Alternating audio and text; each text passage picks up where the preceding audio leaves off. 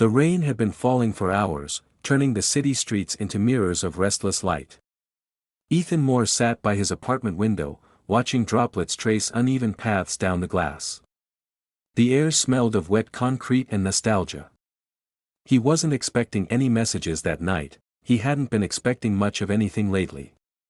Then, his phone buzzed, a single notification lighting up the dark screen. It was from Darius Cole. "Yo, you up? Come by. Need to talk." Ethan stared at the message for a long minute, uncertain if he should reply. It had been months since they last met, college memories fading behind jobs, obligations, and the strange distance that adulthood always seemed to bring. Darius had always been the easy one, the confident one, the kind of man who could command a room without effort. Ethan, quieter by nature, had always found comfort in that brightness. But now, there was something about the message, its simplicity, its late-hour tone, that hinted at something heavier. He typed back, "You okay?" No reply came, only the soft vibration of another message. "Just come, man. Please." Ethan exhaled, running a hand through his hair. Curiosity, worry, and something else, something he didn't want to name, pushed him up from the couch. He grabbed his jacket and keys, ignoring the voice in his head that told him this wasn't a good idea. The rain was colder than it looked. By the time he reached Darius's neighborhood, his shoes were damp and his thoughts even heavier. The building was the same as he remembered, gray brick, worn by time, a flickering light near the entrance. When he knocked, it took a moment before Darius opened the door. He was different. His eyes were red-rimmed, his voice hoarse. The faint smell of alcohol drifted from the room behind him. "Ethan," he said, his lips curling into a half-smile that didn't quite reach his eyes. "Didn't think you'd actually come. You sounded like you needed someone," Ethan said quietly. Darius stepped aside, gesturing him in. "Yeah. Something like that." The living room was dim, lit only by the blue hue of a muted television and a lamp whose shade leaned awkwardly to one side. On the table sat an open bottle of whiskey and two glasses, one half empty, the other untouched. Music hummed softly from a speaker, the low rhythm of blues threading through the silence. Ethan took a seat, careful to avoid the scattered papers and clothes on the floor. "Rough night?" he asked. Darius laughed, a short, bitter sound. "Rough few months." He poured another drink, spilling a little as he did. "Guess that's what happens when you think you've got someone who actually sees you, and then you find out she's been seeing everyone else too." Ethan looked at him, unsure how to respond. Darius leaned back on the couch, his head tilted toward the ceiling. The light caught the sharp line of his jaw, the weariness in his expression. "You ever think you know someone?" Darius said quietly. "Then they go and prove you wrong in one night?" Ethan nodded slowly. "Yeah. More than once." Darius turned his head, his eyes finding Ethan's with a faint smirk. "You were always too soft for this world, man. You feel too much." "Maybe," Ethan said, his tone almost defensive. "But it's better than feeling nothing." That made Darius pause. For a long moment, neither spoke. The sound of rain filled the room again, tapping gently against the windows like an uninvited guest. Ethan watched him pour another drink, his movements slower now, less steady. He wanted to say something, maybe tell him to stop, but instead, he just listened. Darius began talking, his words spilling out in fragments. About the betrayal. About the nights he couldn't sleep. About how people saw him as strong when all he wanted was for someone to understand that he wasn't. Ethan's heart tightened with something familiar. He knew that loneliness, the kind that crept into the corners of a room and made every silence louder. At one point, Darius looked at him and said, almost in a whisper, "You ever get tired of pretending you're fine?" Ethan met his gaze. "Every day." That answer seemed to settle between them, quiet but alive. The air felt heavier, almost electric. Darius's eyes softened for the first time that night, and for a second, the tension in the room shifted, not just sorrow, but something unspoken, unacknowledged, hovering in the dim light. Ethan tried to break it, to steady himself. "You should get some rest, man. You've had too much. Stay a while, Darius said quickly, almost pleading. It's been too long. I don't want to be alone right now. Ethan hesitated, glancing toward the rain outside. It was still falling hard, the streets glimmering under the faint glow of passing cars. All right, he said quietly, settling back into the couch. I'll stay. They didn't talk much after that. The music filled the space, soft and moody, while Darius leaned forward, elbows on his knees, lost in thought. Ethan watched him, the way his expression shifted between exhaustion and vulnerability. There was a sadness there that words couldn't reach, and for reasons he couldn't explain, Ethan felt it as his own. Time moved strangely in that room. Minutes stretched like hours. The whiskey glass slipped slightly from Darius's hand, and Ethan caught it just before it hit the floor. Their fingers brushed. Darius looked up, his expression unreadable, and for the briefest moment, neither of them looked away. Then he smiled faintly. Still got good reflexes, he murmured. Ethan tried to laugh, but the sound came out thin. Guess so. Darius leaned back again, eyes half closed. You ever miss it? He said softly. The old days? When everything felt simple. Yeah, Ethan said. But I think it was only simple because we didn't know who we were yet. Darius opened his eyes, staring at him like he was seeing something new. The corner of his mouth lifted, but his voice was low. Maybe you're right. The night stretched thinner. Darius eventually sank deeper into the couch, his breathing slowing as the weight of exhaustion took over. Ethan stayed beside him, watching the flicker of the television across his face. The storm outside began to ease, the rhythm of rain softening to a whisper that he thought about leaving, about quietly slipping out and returning to his solitude. But something in Darius's expression stopped him, something that looked like a plea even in sleep. So Ethan stayed, sitting in silence, the faint warmth of the room pressing against his skin. For the first time in months, he didn't feel completely alone. Outside, the rain finally stopped. Inside, the silence deepened, but not in an empty way. It was the kind of silence that holds a promise, or perhaps a question. Ethan looked at his friend one last time before whispering to himself, yeah, I'll stay. And the room, heavy with unspoken truths, seemed to breathe with him. The apartment was still wrapped in shadows when Ethan woke, unsure how long he had slept. The rain had stopped, leaving the air heavy and still. Darius was slumped on the couch, one arm hanging loosely over the side, the bottle on the table nearly empty. The soft hum of the refrigerator was the only sound. Ethan rubbed his eyes, trying to remember how the night had ended. Just talk, just silence, nothing more. But the memory felt incomplete, blurred around the edges. He rose quietly, collecting the glasses and setting them in the sink. The room smelled faintly of whiskey and something else, something human, unguarded. When he turned back, Darius was awake, eyes half open, a lazy grin crossing his face. You stayed, he said, his voice low and rough from sleep. Yeah, Ethan replied, unsure if it was an explanation or an apology. Darius sat up slowly, pressing a hand to his forehead. Didn't mean to crash like that. You could have gone home. I thought you might need someone here, Ethan said, offering a faint smile. You weren't exactly in the best shape. Darius chuckled, rubbing his temples. Guess I owe you one. Then, more quietly, feels weird, though, waking up and actually seeing someone still here. Ethan didn't answer right away. He could tell it wasn't just a casual remark. The fatigue in Darius's tone wasn't from the alcohol, it was something deeper. The kind of weariness that had nothing to do with the body and everything to do with the soul. He sat down again, careful not to disturb the quiet. You said last night that she betrayed you, Ethan said softly. Do you want to talk about it? Darius's expression hardened for a moment, then softened into something more fragile. There's not much to say. I thought we had something real. Turns out I was just a chapter in her story. She already started writing the next one while I was still reading ours. Ethan felt the ache of that, the sting of being replaced.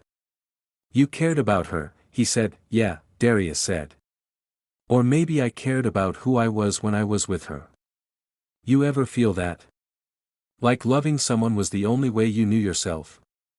Ethan nodded. I know exactly what that's like. For a while, they didn't speak.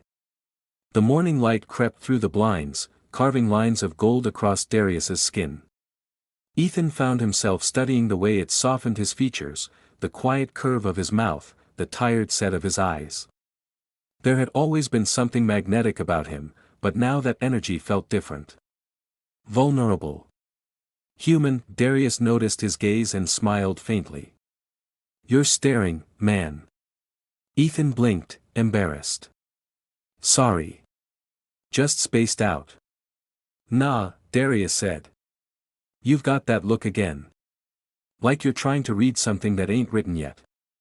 Ethan's lips parted to answer, but nothing came out. Darius leaned back, resting his arms across the couch. You always were like that, he continued.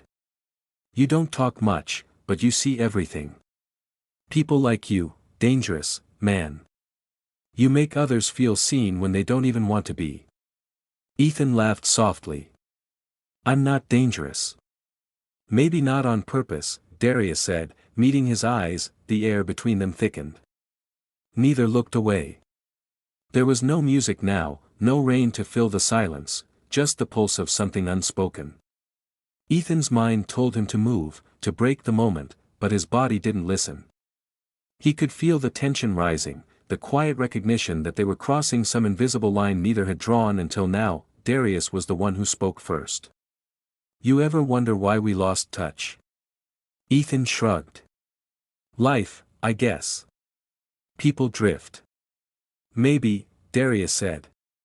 But I think part of me kept my distance because I didn't know how to be around you. Ethan frowned. What do you mean? Darius hesitated, his thumb tracing the rim of his glass. I don't know. You just messed with my balance, man. Even back then. I didn't get it, and I didn't want to. So I stayed away. The words hung in the air, fragile as glass. Ethan felt his heartbeat quicken. Darius, don't, Darius said, cutting him off with a soft shake of his head. You don't have to say anything. I'm just talking. But his voice trembled at the edges, betraying more than he intended. Ethan could see the truth in his eyes, something long buried, surfacing at last. That he took a slow breath. You're not the only one who felt that way. That admission changed everything. The stillness became charged, alive. Darius looked at him as if seeing him for the first time. For a long moment, neither moved. Then Darius stood, pacing toward the window. Man, I don't even know what I'm saying, he muttered. I've had too much to drink, and now I'm talking crazy. You're not, Ethan said quietly. You're being honest. Darius turned back, eyes glinting under the thin strip of sunlight. And if I am? Then maybe I am too. A long silence followed. The sound of the city outside filtered in faintly, distant cars, a barking dog, the hum of life continuing. Inside, time seemed to narrow to just them, just this moment. Darius walked back slowly, his expression unreadable, a mix of fear and relief. I always thought, he said, his voice barely above a whisper, that if I ever said it out loud, something in me would break. Ethan's reply came almost as a breath. Maybe it's not breaking. Maybe it's finally being real. The room felt smaller now, the distance between them collapsing in silence. Darius sank back into the couch beside him, close enough for Ethan to feel the heat radiating off his skin. Neither reached out. Neither needed to. The moment itself was the confession, years of denial dissolving into understanding. Ethan's mind raced with reasons to pull away, friendship, fear, the weight of what it might mean.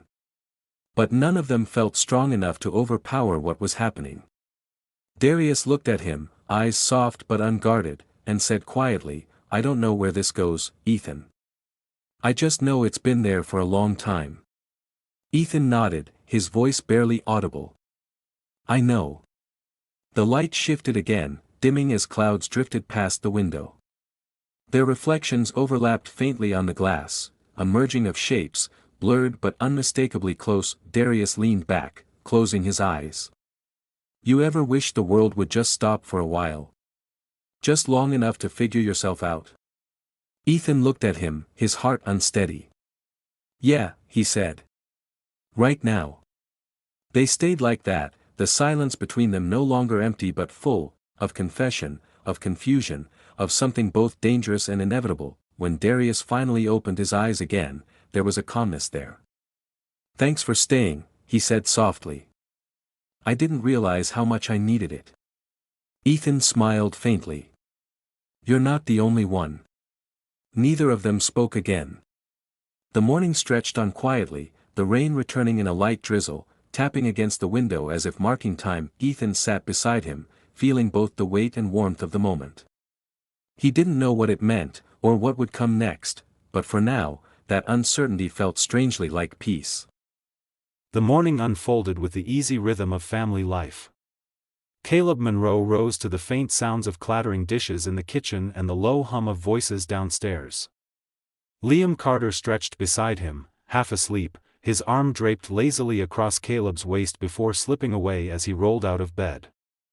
The sunlight spilling through the curtains painted everything in warm tones, and for a brief moment, Caleb allowed himself to believe the unease of the night before had dissolved into nothing more than a restless dream. Breakfast was lively, filled with cheerful chatter and the kind of jokes that only long-familiar relatives could share. Caleb sat close to Liam, joining in with laughter and stories.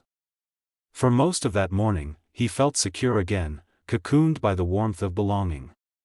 But even then, he couldn't ignore the way Marcus Hale's presence lingered on the edges of the room. Marcus spoke easily with Liam's uncle, his voice carrying a calm authority, yet his gaze strayed more often than chance could excuse. Caleb noticed it in passing glances, in the subtle tilt of Marcus's head, in the way his expression softened only when their eyes met. Caleb forced himself to focus on Liam, to listen carefully as Liam recounted childhood stories of fishing trips and mischievous adventures in the yard. Liam's joy was pure, untarnished by suspicion, and Caleb clung to it like a lifeline. Still, a prickle of awareness ran along his skin whenever Marcus laughed at a joke, whenever his hand brushed too casually against Caleb's shoulder as he passed behind him. Each moment was small, deniable, but strung together they began to form a pattern Caleb could no longer dismiss. Later in the day, when the family dispersed into smaller groups, some heading outside to walk the property, others lingering near the television, Caleb found himself in the kitchen, rinsing cups. The room was quiet, the hum of the refrigerator the only sound, until Marcus stepped in. He leaned against the counter with practiced ease, his posture relaxed but his attention sharp. You're settling in well, Marcus said, his voice low, measured. Caleb nodded, keeping his focus on the cups in his hands. Everyone's been kind. It feels comfortable. That's good, Marcus replied. You belong here. I can see it. There it was again, that subtle emphasis, that deliberate choice of words that seemed meant for more than casual conversation. Caleb turned, intending to end the exchange with a polite smile, but Marcus held his gaze too firmly. You know, Marcus continued, Liam talks about you constantly. Says you're the best thing that's ever happened to him. Caleb's chest tightened. Pride and discomfort warred inside him, leaving him unsure how to respond. He means a lot to me too, he managed. Marcus's expression shifted, just slightly. His eyes softened, his mouth curved in the faintest suggestion of something beyond approval. The air between them thickened with unspoken intent, and Caleb's pulse quickened in protest. He muttered something about checking on Liam and slipped past Marcus, though he felt the man's eyes follow him as he left the kitchen. For hours afterward, Caleb replayed the moment in his mind, questioning whether he had imagined the undertone in Marcus's words. He told himself again that nothing had truly happened, that he was safe within the trust he shared with Liam. But the weight of Marcus's attention lingered like an invisible hand on his shoulder, reminding him he hadn't simply conjured it from thin air. That evening, as the family gathered in the backyard, laughter rising into the twilight, Caleb felt a shift in the air once more. Liam excused himself to help his uncle with the grill, leaving Caleb momentarily alone near the garden. Marcus appeared beside him with uncanny timing, his presence commanding even in silence. "Beautiful night," Marcus said softly, his eyes scanning the horizon before turning back to Caleb. "Yes," Caleb answered, his voice careful. "You carry yourself differently here," Marcus observed. "Relaxed, but cautious too." Caleb's throat tightened. "I don't know what you mean." Marcus leaned slightly closer, his tone quiet enough to ensure no one else could hear. "I think you do. And that's all right. Some things don't need to be spoken to be understood." The words landed heavily, their ambiguity dangerous. Caleb's instinct screamed to step back, to reassert the boundaries he knew should never blur, but he remained frozen. Before he could summon a response, Liam's voice called his name from across the yard. Caleb exhaled, relief and guilt surging at once as he joined his boyfriend's side. The rest of the evening unfolded in fragments of laughter and conversation, but Caleb's mind remained caught on the exchange. Marcus had crossed a line, not with a touch, but with words sharpened enough to pierce through denial. Caleb knew he should distance himself, should ensure there would be no opportunity for Marcus to corner him again. Yet a part of him, the part he loathed, felt strangely drawn to the attention, to the thrill of being singled out. When Liam later asked Caleb to help Marcus carry a few things inside, Caleb's heart sank. The request was innocent, made with absolute trust, but it placed him directly in the path he had been trying to avoid. He followed Marcus into the quiet of the house, each step weighted with apprehension. The door closed softly behind them, muffling the sounds of laughter from outside. Marcus set the items down on the counter and turned, his eyes fixed intently on Caleb. The room felt smaller suddenly, the air heavier. Caleb stood frozen, unsure whether to speak, to flee, or to confront the undercurrent directly. His silence gave Marcus permission, or perhaps Marcus had never needed permission at all. "Caleb," Marcus said, his voice low, intimate in a way it had no right to be. "You don't have to pretend with me." The words vibrated through Caleb's chest, igniting a confusion of fear, anger, and something he dared not name. His heart pounded, his mind screamed against the danger of this moment, and yet he couldn't move. Marcus stepped closer, and though Caleb told himself he would resist, his breath caught when the distance between them dissolved. In that suspended instant, everything Caleb had trusted about himself began to tremble.